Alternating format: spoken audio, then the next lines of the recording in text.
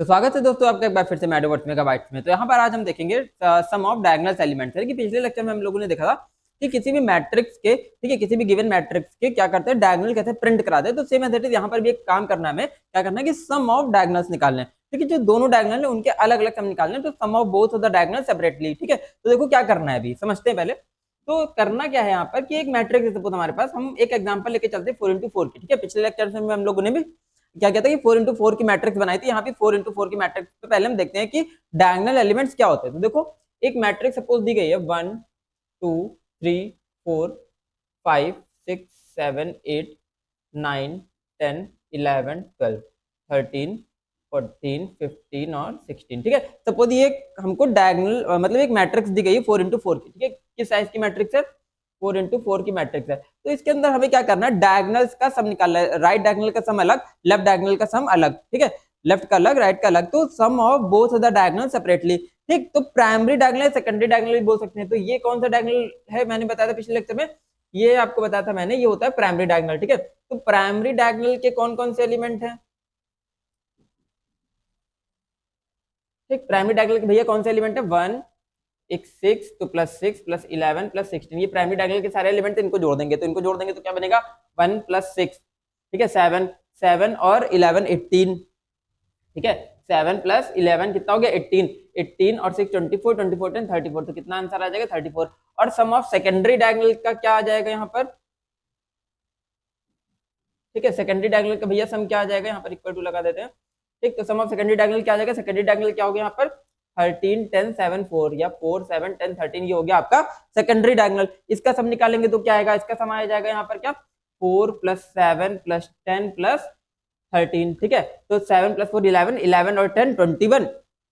ठीक है, 11 और 10 21 21 और 3 24 24 और 10 34। तो इसका भी सम यहाँ पर कितना आ गया, 34। यानी कि सम ऑफ प्राइमरी डायगोनल और सम ऑफ सेकेंडरी डायगोनल यहाँ पर दोनों क्या आ रहे हैं, 34 और 34 यहाँ पर आ रहे हैं। ठीक है, अब देखो यहाँ पर क्या करेंगे, आप समझते हैं कि यहाँ पर ये जो एलिमेंट्स है कि डायगोनल के एलिमेंट को एक्सट्रैक्ट कैसे करेंगे, निकालेंगे कैसे। ठीक, तो मैंने आपको क्या बताया था, अगर 4x4 की एरे है तो इंडेक्सिंग कैसे बनेगी। तो इंडेक्सिंग बनेगी भैया कैसे, 0 0। कैसे इंडेक्सिंग बनेगी, 0 0। पहली इंडेक्सिंग क्या होगी, 0th रो 0 कॉलम। ठीक, फिर 0 1, फिर 0 2, फिर 0 3। ये आई की वैल्यू होती है, जे की वैल्यू होती है। ठीक है, तो 0 0 0 1 0 2 0 3। फिर क्या बनेगी इंडेक्सिंग, 1 0 1 1 1 2 और 1 3। फिर इंडेक्सिंग क्या बनेगी, 2 0 2 1 2 2 और 2 3। फिर इंडेक्सिंग क्या बनेगी, 3 0 3 1 3 2 और 3 3। ये इस तरीके से कुछ इंडेक्सिंग क्रिएट होगी अगर 4x4 की मैट्रिक्स है तो। ठीक है, टोटल कितनी रोज हो गई, 4 रोज हो गई और 4 क्या हो गए, कॉलम्स हो गए। ठीक, तो पहली रो और कॉलम की इंडेक्सिंग क्या होती है, 0 0, यानी कि एरे का जो पहला एलिमेंट स्टोर होता है किस इंडेक्सिंग पे स्टोर होता है, a ऑफ 0 0 पे स्टोर होता है।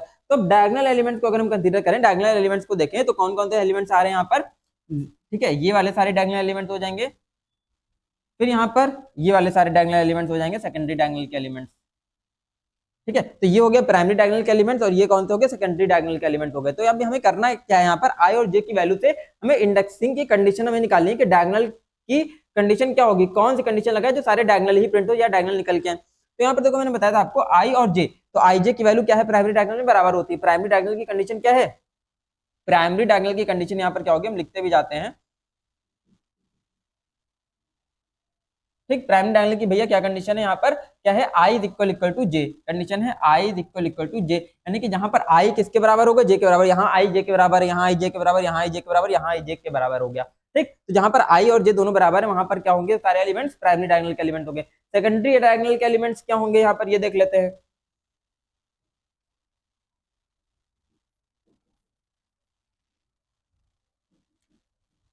तो सेकेंडरी डायगोनल की क्या कंडीशन बनेगी, i + j, i और j को ऐड करेंगे 3, i j ऐड किया 3, i j ऐड किया 3, i j ऐड किया 3, मतलब 3 + 0 3, 2 + 1 3, 1 + 2 3 और 0 + 3 3।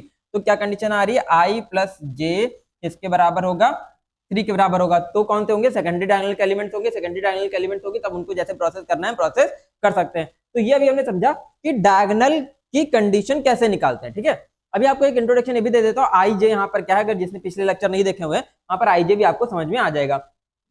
ठीक है, तो देखो एक 4x4 की मैट्रिक्स है। ठीक है, इस तरीके से हम डबल डायमेंशन एरे जावा के अंदर डिक्लेयर करते हैं। इंट ए, 2 बार ब्रैकेट्स ओपन क्लोज, एक बार रो के लिए एक बार कॉलम के लिए, is equal to new int, एक बार 4 दूसरी बार 4। ये 4 हो गया नंबर ऑफ रोज और ये वाला 4 हो गया नंबर ऑफ कॉलम्स। तो 4 और 4 कॉलम की मैट्रिक्स है। तो मैट्रिक्स को हम इनपुट कैसे कराते हैं, मैट्रिक्स को इनपुट कराते हैं 2 लूप चला के, मैट्रिक्स को एक्सेस करते हैं 2 लूप चला के, ठीक है। डबल डायमेंशन एरे को एक्सेस करेंगे 2 लूप चलाने पड़ेंगे हमको। तो 2 लूप चलाएंगे, एक पहला वाला जो लूप चलता है वो आपका रोज के लिए चलता है, और दूसरा वाला जो लूप चलता है वो आपका किसके लिए चलता है, कॉलम्स के लिए चलता है। तो i इज इक्वल टू 0, ठीक, i less than 4 i plus plus. तो एक लूप हमने चला दिया कहां से कहां तक, 0 से लेके लेस देन 4 तक चला दिया, ठीक है। ठीक से लिख देता हूं इसको मैं, 0 से लेके लेस देन 4 तक चला देंगे। 0 से लेस देन 4 तक क्यों चलाएंगे, क्योंकि इंडेक्सिंग कहां से स्टार्ट होती है, हमेशा 0 से स्टार्ट होती है, ठीक। और कितनी इंडेक्सिंग होगी, 4 है, इसकी वैल्यू 4 है। अगर नंबर ऑफ रोज 4 है तो 0 से 3 तक की तो इंडेक्सिंग बनेगी। आप देख लो नंबर ऑफ रोज यहाँ पर, ये पहली रो की वैल्यू 0, दूसरी रो की वैल्यू 1, तीसरी रो की वैल्यू 2 और चौथी रो की वैल्यू 3। अगर कितनी नंबर ऑफ रोज है, 4, तो 0 से 3 तक इंडेक्सिंग बनेगी रो की। और अगर 4 कॉलम है तो 0 से 3 तक इंडेक्सिंग बनेगी कॉलम की भी। तो एक दूसरा लूप चला देंगे नीचे j का, ठीक। क्या लूप चला दिया, int j is equal to 0, ठीक है, j लेस देन 4 और j प्लस प्लस। ये हमने लूप चला दिया किसके लिए, कॉलम्स के लिए, ठीक है। तो पहला वाला रो के लिए लूप चलता है, रो के लिए लूप चलेगा, दूसरा वाला लूप किसके लिए चलेगा, कॉलम के लिए चलेगा, ठीक है। तो ये आप हमेशा याद रखो, पहला वाला लूप नंबर ऑफ रोज के लिए, दूसरा वाला लूप नंबर ऑफ कॉलम के लिए। लूप कहां से स्टार्ट होता है, 0 से लेस देन नंबर ऑफ रोज तक चलेगा ये वाला, और less than number of column तक चलेगा जे वाला लूप, ठीक है। रो के लिए जो लूप चल रहा है, किसका लिए चल रहा है, रो के लिए जो लूप चल रहा है उसको क्या बोलते हैं, ऊपर आउटर लूप बोलते हैं। तो आउटर लूप हमेशा जो होगा किसके लिए चल रहा है, रो के लिए चल रहा है, ठीक। कॉलम के लिए जो लूप चल रहा है वो कौन सा है, इनर लूप। तो इनर लूप हमेशा किसके लिए चलता है, कॉलम के लिए चलता है, ठीक। तो आउटर लूप और इनर लूप, तो आउटर लूप कहां से चलेगा, 0 टू नंबर ऑफ रोज तक चलेगा, 0 टू नंबर ऑफ रोज तक चलेगा, ठीक है, आउटर लूप। और कॉलम वाला जे का लूप कहां से कहां तक चलेगा, 0 टू नंबर ऑफ कॉलम तक चलेगा, ठीक। तो ये दोनों लूप आप याद रखोगे कि पहला वाला लूप रो के लिए चलता है, ठीक है।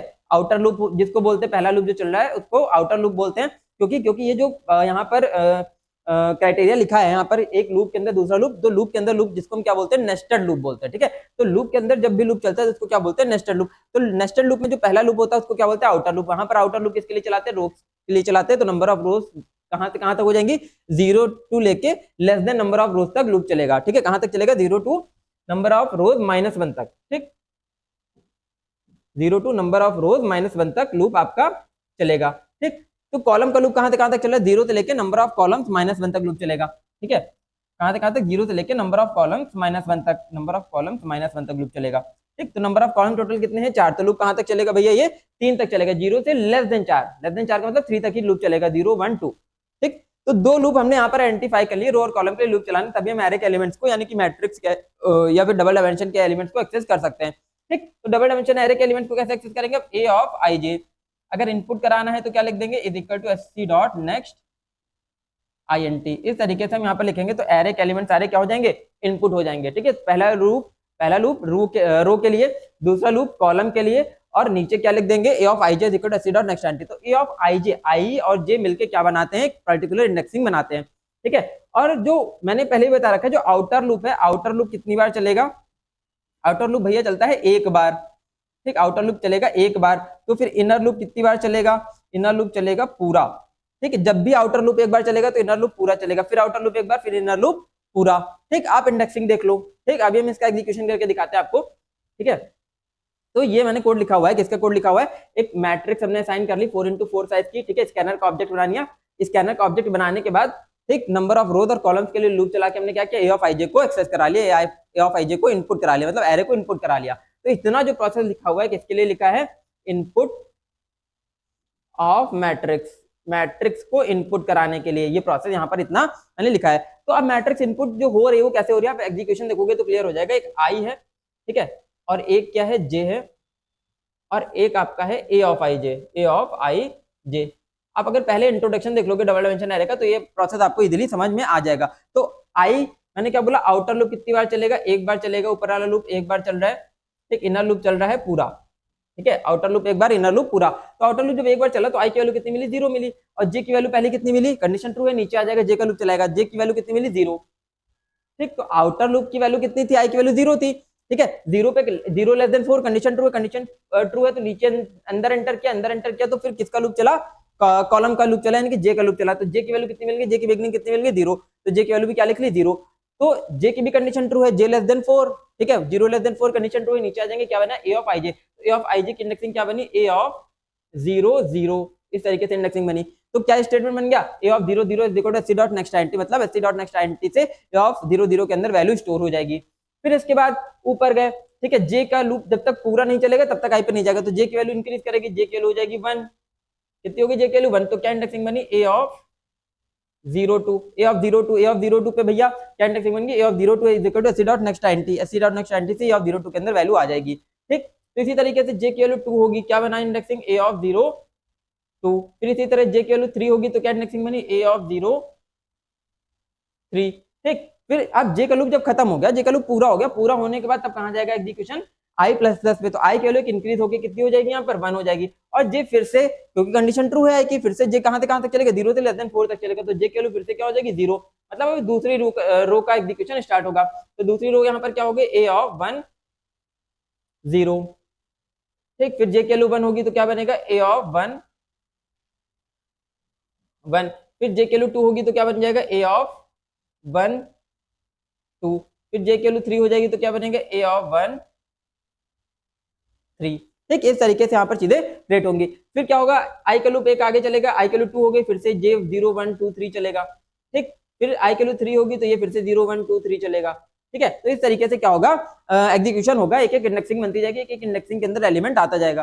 फिर नेक्स्ट इंडेक्सिंग क्या बनेगी, ए ऑफ 2 0, फिर क्या बनेगी, ए ऑफ 2 1, फिर क्या बनेगा, ए ऑफ 2 2, फिर बन जाएगा आपका ए ऑफ 2 3, ठीक। फिर इसके बाद क्या बन जाएगा, ए ऑफ 3 0, ए ऑफ 3 1, ठीक है, ए ऑफ 3 2, ए ऑफ 3 2, फिर क्या बन जाएगा, ए ऑफ 3 3, ठीक है। इस तरीके से इंडेक्सिंग पूरी क्या होगी, क्रिएट हो जाएगी आपकी, एक एक करके लूप चलता जाएगा। तो आउटर लूप एक बार चला, इनर लूप पूरा चला, एक एक इंडेक्सिंग क्रिएट हो गई आईजे की वैल्यू मिला के, फिर आउटर लूप एक बार चला, फिर इनर लूप पूरा चला, एक एक आईजे की वैल्यू मिला के इंडेक्सिंग क्रिएट होगी। तो इस तरीके से एरे इंडेक्सिंग परफॉर्म करता है, ठीक है, मतलब नेस्टेड लूप से इंडेक्सिंग क्रिएट होगी और एरे के अंदर एक एक वैल्यू जाकर स्टोर होती जाएगी, किस स्टेटमेंट से स्टोर हो जाएगी, SC dot next identity statement से स्टोर हो जाएगी, ठीक है। तो इस तरीके से यहाँ पर एरे के एलिमेंट्स को हम इनपुट करा लेंगे। इनपुट कराने के बाद सपोज एलिमेंट्स क्या इनपुट हो गए, ठीक, 1 2 3 4, ठीक है, 5 6 7 8 9 10 11 12 13 14 15 16, ठीक है, ये सारे एलिमेंट्स हमने क्या करा लिए, इनपुट करा लिए। तो मैंने अभी आपको बताया, क्या बताया कि डायगोनल्स की कंडीशन क्या होगी, तो भैया ये वाला कौन सा था, प्राइमरी डायगोनल था, ठीक, ये वाला कौन सा डायगोनल हो जाएगा, प्राइमरी डायगोनल हो जाएगा। तो प्राइमरी डायगोनल की कंडीशन अभी हमने पिछली स्लाइड में क्या देखी थी, i इज इक्वल टू जे, अगर i किसके बराबर होगा, j के बराबर होगा, तो क्या प्राइमरी डायगोनल की कंडीशन बन गई। ये देखो यहाँ पर दो इंडेक्सिंग पाथ है, तो एक i की वैल्यू से मिल रही है और एक किसकी वैल्यू से मिल रही है, j की वैल्यू से मिल रही है, ठीक है। यहाँ पर जो भी लूप का एग्जीक्यूशन आपको दिखाया, देख लोगे ये पहली वैल्यू i की है और दूसरी किसकी है, j की है, i की वैल्यू 0, j की वैल्यू 0, तो 0 0, i की वैल्यू 0, j की वैल्यू 1, तो 0 1, ठीक, क्या बन जाएगा यहाँ पे 0 1 बन जाएगा, ठीक है। तो इस तरीके से क्या होगा, इंडेक्सिंग यहाँ पर क्रिएट होगी, ठीक। जब इंडेक्सिंग क्रिएट हो गई तो हमने क्या देख लिया, कंडीशन चेक करा दी। क्या कंडीशन चेक करा दी लूप चलाने के बाद, कि भैया अगर i j के बराबर है तो वो सारे क्या हो जाएंगे, प्राइमरी डायगोनल के एलिमेंट हो जाएंगे। सेकेंडरी डायगोनल की कंडीशन यहाँ पर क्या हो जाएगी, ठीक है, सेकेंडरी डायगोनल की कंडीशन क्या हो जाएगी, i plus j is equal to 3, ठीक। सेकेंडरी डायगोनल की कंडीशन क्या थी, i plus j is equal to 3, या फिर कॉलम -1 या फिर रो -1, कुछ भी आप यहाँ पर रख सकते हो, ठीक है। तो क्या हो गया यहाँ पर, सेकेंडरी डायगोनल की condition i plus j is equal to 3, तो i plus j 3 plus 0 3, 2 plus 1 3, 1 plus 2 3, 0 plus 3 3, तो ये हो गई सेकेंडरी डायगोनल की कंडीशन। तो यही डायगोनल की कंडीशन हम चेक करा के दोनों का क्या निकाल लेंगे, सब निकालेंगे अलग अलग, देखते हैं कैसे। तो ये मैट्रिक्स इनपुट हो गई, ठीक। यहाँ पर ये क्या कर दिया, मैट्रिक्स को हमने प्रिंट करा दिया, तो एज इट इज मैट्रिक्स जैसे इनपुट होगी वैसे ही मैट्रिक्स क्या हो जाएगी, प्रिंट हो जाएगी। प्रिंटिंग करने का तरीका भी मैंने पिछले साइड में बता रखा है, एक एक लूप चलेगा, पहले ए ऑफ 0 0 की वैल्यू प्रिंट होगी, फिर ए ऑफ 0 1 की वैल्यू, फिर 0 2 की वैल्यू, फिर 0 3 की वैल्यू, सारी वैल्यू प्रिंट हो जाएंगी। फिर उसके बाद जब इनर लूप खत्म होगा तब क्या होगा, लाइन चेंज हो जाएगी, मतलब कर्सर पहुंच जाएगा नीचे वाली लाइन पे, फिर नीचे वाली लाइन पे नीचे वाली रो के एलिमेंट प्रिंट होते जाएंगे, ठीक। इस तरीके से पूरी मैट्रिक्स प्रिंट हो जाएगी। अब हमें निकालना है डायगोनल का सम। तो डायगोनल का सम निकालने के लिए हमने क्या किया, दो वेरिएबल ले लिया, एक सम1 नाम का वेरिएबल, एक सम2 नाम का वेरिएबल। सम1 में हम प्राइमरी डायगोनल का सम निकालेंगे और सम2 में हम प्राइमरी डायगोनल सेकेंडरी डायगोनल का सम निकालेंगे। सम1 के लिए प्राइमरी और सम2 के लिए सेकेंडरी डायगोनल का सम, ठीक। तो हमने क्या किया, दो लूप चला लिए, दो लूप चला लिए, तो सबसे पहले क्या होगा, हमने कंडीशन लगा दी प्राइमरी डायगोनल की। ये किसकी कंडीशन है, प्राइमरी डायगोनल की कंडीशन। अभी हमने देखा कि प्राइमरी डायगोनल की कंडीशन कैसे निकालते हैं। तो प्राइमरी डायगोनल की कंडीशन क्या लिखी, आई इज इक्वल टू जे। तो पहले आई क्या होगा, 0 0, मान लो यहाँ पर 1 2 3 4 स्टोर है, 5 6 7 8 स्टोर है, 9 10 11 12 स्टोर है, 13 14 15 16 स्टोर है। तो सबसे पहले आई जे की वैल्यू क्या होगी, 0 0, ठीक है, ये आई है और ये जे है, आई जे की वैल्यू 0 0 0 0 पे क्या है, 1 स्टोर है। तो क्या प्राइमरी डायगोनल की कंडीशन ट्रू है, आई इज इक्वल टू जे है, 0 इज इक्वल टू 0 है, कंडीशन ट्रू है, कंडीशन ट्रू है। तो सम 1 में क्या ऐड हो जाएगा, सम 1 की इनिशियल वैल्यू क्या होगी, सम 2 की इनिशियल वैल्यू क्या होगी, हम दोनों लेके चलते हैं। सम 1 और सम 2 दोनों की इनिशियल वैल्यू क्या है, 0 0, ठीक। तो सम 1 कंडीशन ट्रू है क्योंकि आई इज इक्वल टू जे है, यहाँ पर कंडीशन ट्रू है, कंडीशन ट्रू है तो इसमें क्या ऐड हो जाएगा, 0 प्लस 1 इज इक्वल टू 1 हो गया, ठीक है। सेकेंडरी डायगोनल की कंडीशन चेक करते हैं। उसके बाद सेकेंडरी डायगोनल की कंडीशन क्या, आई प्लस जे 3 के बराबर है, तो भैया नहीं है, कंडीशन फॉल्स हो गई। अब जे का लूप आगे बढ़ेगा, कौन सा एलिमेंट आएगा, अब एलिमेंट आ जाएगा ए ऑफ 0 1 0 1, तो आई की वैल्यू 0, जे की वैल्यू 1, ठीक है। तो 0 इज इक्वल टू 1 है क्या, नहीं है। 0 प्लस 1 इज इक्वल टू 3 के बराबर है क्या, नहीं है, कंडीशन दोनों फॉल्स हो गया। आगे चले, 0 टू आई, आई की वैल्यू तो कांस्टेंट रही 0, जे की वैल्यू इंक्रीज होगी, कितनी हो गई, 2 हो गई। तो क्या हम कंडीशन चेक करा रहे हैं कि आई इक्वल टू जे है क्या, क्या 0 equal to j 0 equal to 2 है क्या, नहीं, कंडीशन फॉल्स। नीचे आ गया i plus j 0 plus 2 equal to 3 है क्या, नहीं है, कंडीशन फॉल्स, ठीक। फिर आगे गए, जे की वैल्यू इंक्रीज हो गई, 0 3 हो गया, ठीक है, आई की वैल्यू 0 रही, जे की वैल्यू कितनी होगी, 3। तो कंडीशन चेक करा रहे हैं आई जे के इक्वल है क्या, तो भैया नहीं है, कंडीशन फॉल्स हो गई, प्राइमरी की कंडीशन फॉल्स हो गई। सेकेंडरी डायगोनल की कंडीशन क्या थी, ठीक है, i plus j is equal to, ठीक, i plus j is equal to 3, तो आई प्लस जे भी कितना हो गया, 0 प्लस 3, तो 0 प्लस 3 इज इक्वल टू 3 होता है, कंडीशन ट्रू है। सेकेंडरी डायगोनल की कंडीशन ट्रू हुई, तो 0 3 पे क्या एलिमेंट था, 4, तो सेकेंडरी डायगोनल में 4 ऐड हो गया, ठीक, कितना आ गया, 4 आ गया। फिर आगे चले, ठीक, अब इनर लूप खत्म हो गया, अब आउटर लूप में एक इंक्रीमेंट होगा, तो आउटर लूप की वैल्यू होगी 1, और जे का लूप फिर से कहां से स्टार्ट होगा, 0 से, तो क्या इंडेक्सिंग बनी 1 0, 1 0 पे क्या स्टोर है 5, तो कोई कंडीशन ट्रू है क्या, दोनों ही कंडीशन फॉल्स हो गई, 1 0 पे आगे बढ़ गए। फिर क्या आ गया 1 1, 1 1 पे कौन सी कंडीशन ट्रू हो जाएगी, i is equal to j, primary diagonal की कंडीशन ट्रू होगी, तो क्या हो जाएगा, जो एलिमेंट 1 1 पे स्टोर है क्या, 6, तो 6 यहाँ पर स्टोर हो जाएगा, तो 1 प्लस 6 इज इक्वल टू 7, ठीक। तो क्या एलिमेंट आया 1 1 पे 6, 6 जो था, जो प्रीवियस यहाँ पर सम की वैल्यू थी, मतलब प्राइमरी डायगोनल के सम की वैल्यू थी, उसमें ऐड होगी, तो प्रीवियस वैल्यू क्या हो चुकी थी 1 1 प्लस 6, जो 1 1 पे क्या एलिमेंट आया 6, तो 6 1 उसमें क्या हो गया, ऐड हो गया, 6 में 1 ऐड हो गया, क्या आ गया, टोटल वैल्यू 7 आ गई। फिर आगे चलेंगे, ठीक है, अब क्योंकि आई और जे क्या थे 1 1 1 1 पे ये कंडीशन फॉल्स हो गई। आगे चले 1 2, ठीक, 1 2 पे कौन सी कंडीशन ट्रू हो जाएगी, सेकेंडरी डायगोनल की कंडीशन ट्रू होगी, 1 plus 2 is equal to 3, condition true है, तो ये वाला जो एलिमेंट है सेकेंडरी डायगोनल में यानी कि सम 2 में ऐड हो जाएगा। तो क्या हो गया था, सम 2 की previous value 4 plus 7 is equal to 11 हो गई। फिर आगे चले 1 3 1 3 पे दोनों कंडीशन फॉल्स, ठीक, इनर लूप खत्म, आउटर लूप पे आ गया, आउटर लूप की वैल्यू क्या हो जाएगी 2, और जे की वैल्यू फिर से कहां से स्टार्ट होगी, 0 से, तो क्या बना 2 0, 2 0 पे दोनों ही कंडीशन फॉल्स। 2 1, 2 1 पे कौन सी कंडीशन ट्रू हो जाएगी, सेकेंडरी डायगोनल की 1 प्लस 3, ठीक है, 2 1 है तो क्या है 1 plus 3, 1 plus 3 is equal to, sorry 1 plus 2, ठीक, 2 और 1, 2 और 1, तो 2 प्लस 1 इज इक्वल टू 3, 3 है तो कंडीशन ट्रू है, कंडीशन ट्रू है, तो सेकेंडरी डायगोनल की प्रीवियस वैल्यू कितनी थी 11, 11 में क्या ऐड हो गया अभी, प्लस 10 ऐड हो गया, क्योंकि यहाँ पे वैल्यू क्या है, यहाँ पर 10 है, तो 11 और 10 कितना होता है, 21 होता है, यहाँ पर लिख दिया 21। फिर आगे चले 2 2 2 2 पे कौन सी कंडीशन ट्रू है, प्राइमरी डायगोनल की कंडीशन ट्रू है, प्राइमरी डायगोनल कंडीशन क्या थी, i equal to J, condition true है, तो यहाँ पर क्या एलिमेंट स्टोर है 2 2 पे 11 स्टोर है, ठीक, तो 11 जो स्टोर है अब इसमें ऐड हो जाएगा 7 में, तो 7 प्लस 11 इज इक्वल टू 18 हो गया। फिर आगे चले 2 3 पे दोनों कंडीशन फॉल्स, 3 0 3 0 पे सेकेंडरी की कंडीशन ट्रू, तो क्या ऐड हो जाएगा 13 ऐड हो जाएगा, 21 प्लस 13 इज इक्वल टू कितना हो गया 34 हो गया, ठीक।